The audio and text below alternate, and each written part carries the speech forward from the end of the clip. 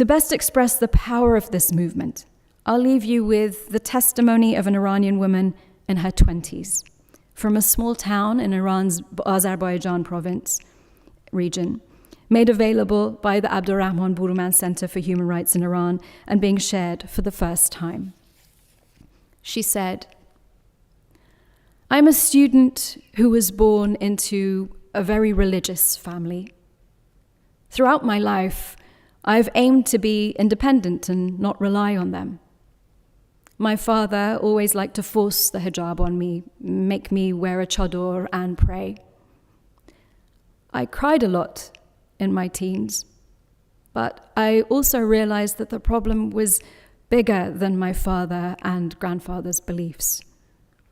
I was in touch with friends and relatives outside Iran, and I could see that there's a world of difference between my life and theirs.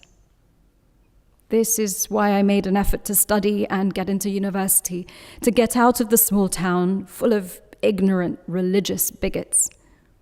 I wanted to do whatever I could to get out of Iran or live in a joyful and free Iran without this corrupt regime.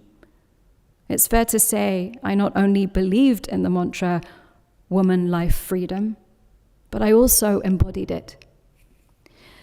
A few years ago, when I lived in Tehran, I was arrested by the morality police in the very place Mahsa Amini was arrested. I was wearing a scarf that covered my neck and a big winter hat. Not a single hair was showing. I had a long, loose overcoat. But the moment I left the metro, the morality police rushed towards me like they'd seen a serial killer. They said, "What is this Western attire you have? Don't you know that this is an Islamic country? Are hats customary dress in our country?" I responded, "What are you talking about? I'm fully covered. You can't even see my neck." They pulled me down on the ground and dragged me to the van as if following a script.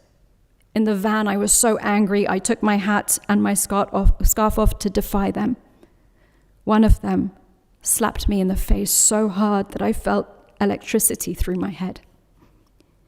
In the detention center, I kept asking, "Why are you causing me stress?" I got slapped again. I asked, "Why are you beating me?" "You don't have the right to beat me. I've done nothing wrong." And they beat me again. One kept hitting my forehead, and another one the back of my head. That is why Mahsa's death resonated with me. It could have been me in Mahsa's place. So I felt I had to go to the streets and protest. Then they shot me in the eye, and I lost my vision. A week before I was blinded, I was arrested again. I was held with scores of other women in a detention facility, and they were so violent with us. They brutally beat us several times. But when I was freed, I went back to the streets to protest. On the day I was shot in the eye, there had been a call for protests and people were set to gather. I saw the special force officers shoot at passers-by with paintball guns. They wanted everyone to move along. "Move! Put your scarf on. Why are you standing?" If anyone stopped or gathered in groups of 2 or 3 people, they attacked them with batons. Seeing innocent people beaten just for standing filled me with rage. After a few hours, I made my way deeper into the city center. The special forces had closed off the sidewalk to control anyone passing. No group had formed, and no one was chanting slogans. I attempted to get past them. I didn't have a head covering on, and my shawl was on my shoulders. Suddenly, a brawny officer shoved me from behind, spewing vitriol. I felt a sharp pain all through my neck. I protested, "Why are you pushing? I'm just passing by." I stood and argued, "Are you really that afraid of people with empty hands?" A few agents joined in and started to insult me. They were really foul-mouthed and vulgar. Suddenly, a plainclothes agent began firing paintball bullets at me at very close range. Several paintballs hit my body.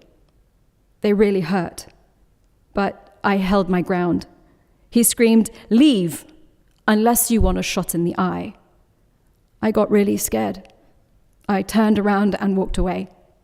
I had barely walked 10 meters when the pain from the paintballs made me collapse. A few women came to get me to safety and to a doctor. Still on the ground, I lifted my head and saw 2 women being dragged away on the asphalt. I shouted, "Let them go! Where are you taking them?" The same agent who had threatened me a few minutes earlier approached, and this time, without warning, smirked and aimed at my eye. He said, "You won't leave? Here you go," and fired.